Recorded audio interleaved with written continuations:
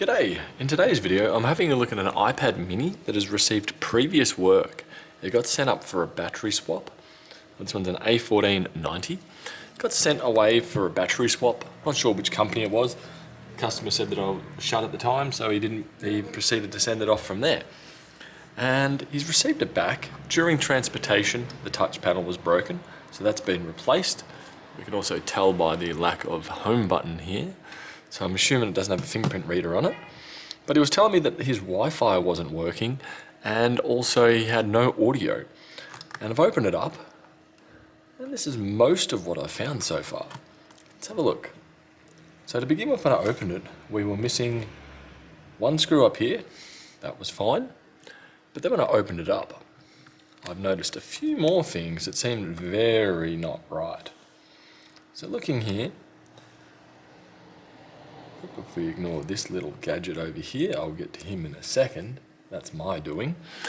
But we're missing a back brace. So on the back here, on most iPad minis, there's usually a metal bracket that covers everything, a metal shield. And on this particular one, it's held in by 1, 2, 3, 4, 5, 6, 7 screws. I found one screw stuck to a magnet over here, and the back brace is missing. Down here over these connections, I found that with it we're missing one screw down the bottom right hand corner, had those two there. Looking down here, he was saying that he was getting no audio and no 4G internet. Headphone jack would work. I found this bracket here floating up here.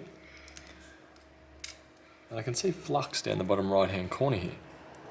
Also the connection on here for the antenna cable, which I believe is this little gadget here, wherever I just dropped it. I believe this was actually pushed in and making contact. It does look like it's slightly damaged. So I suspect that may be broken. But it was sent off for a battery replacement and come back in much worse condition. So what I suspect has happened is when they've opened this up, well, what I can tell you is this board has been removed and taken out of here. I can see flux down the bottom here. I suspect when they went to replace the screen or get it open, they've accidentally tore the connectors down here. So I'm going to carefully open it up, and I suspect that they have replaced them and done a rush job in getting it back together.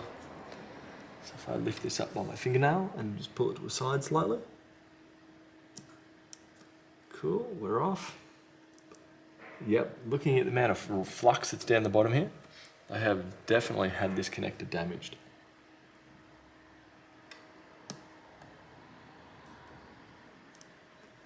Got that without that doing too much to it. So if you look down the bottom here, you can see what looks to be like an oily substance down here. And going by there also being anti-static tape on the back, just down here, this has definitely been apart. Except they've kind of screwed up and the antenna cables are going underneath it. So I'm going to have to dig a bit further and possibly take this board out, or at least lift it up slightly. I suspect that the charging port may have also been replaced. Looking at the flux there, it's definitely the touch panel. So they've accidentally torn the touch panel getting it open. I'm not sure why there is the anti-static tape on the back. I don't really want to have to go that far to find out. So I'll take out the screws that I can. 1 and 2. And I need to take the SIM tray out to be able to lift up that board. I am only going to be tweaking it just a little bit, so I can pull out the well, usually used to being antenna cables, but in this instance I think that it is the connection for the loudspeakers down here. As you can see, we have these cables here that are meant to go to here. Where right now, excuse me, the iPad is very hot right now, 75 degrees Celsius. But they're underneath. I've got no idea why they've put them underneath. Hopefully I'll find out relatively easily. Undo here. I'm not sure if there's a screw holding them in. No, there's not a screw. So I want to now lift up just a bit of the board. Disappointingly, I'm missing my good tweezers, my favourite tweezers. So this is making the job much more challenging. I'm going to hold that up, like so. You can see the antenna cables are living down there, right where they should not be. I do undo a couple more screws. I could potentially just get the board out and we can find out what's going on there. I believe there's too many extra screws hidden around here.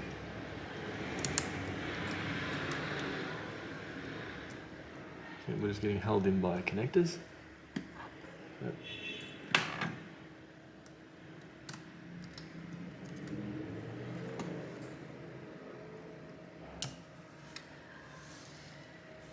With that removed.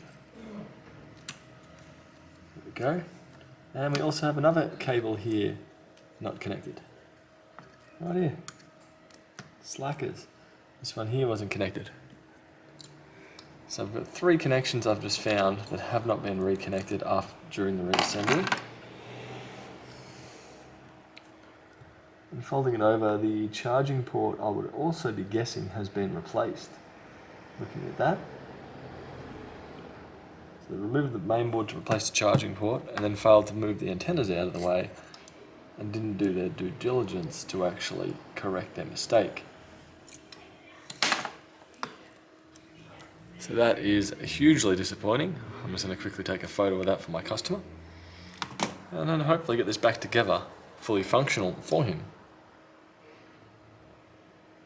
Click, and I'll put those back to their original location that the company had down there, and I'll go click and one up there.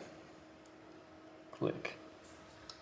So now if I fold this back down and move them out of the way, which is probably what they should have done, and loosely drop it back in. I'm going to turn that heat pad off now as it is burning my fingertips. Move it out of the way. Move that out of the way.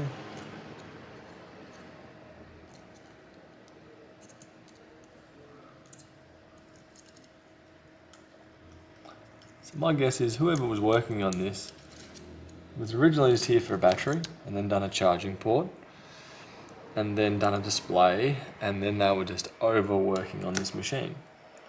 As you can see down here, that's where it was sitting when I opened it up. There. Where this should be on the other side of that. I think you would have found that the board would have sat a lot better. It probably would have been a bit easier. So right now my current plan is just to reassemble it, connect up everything that does need to be reconnected, and see how we go from there. Granted, some of the screws are missing and whatnot, but there's not too much I can do regarding those, which kind of sucks, but they're not critical ones that are missing. Missing the antenna connections for the 3G, 4G motor, 4G, yeah. Missing the antenna connections for the 3G, 4G antenna are a bit more critical than the backing plate on here. So I'm going to proceed to get this back together and hopefully we'll test out fine from there. And as we can see here, we now have 2 bars using Boost on the Telstra network in Australia. So right now we're getting connection and service fine.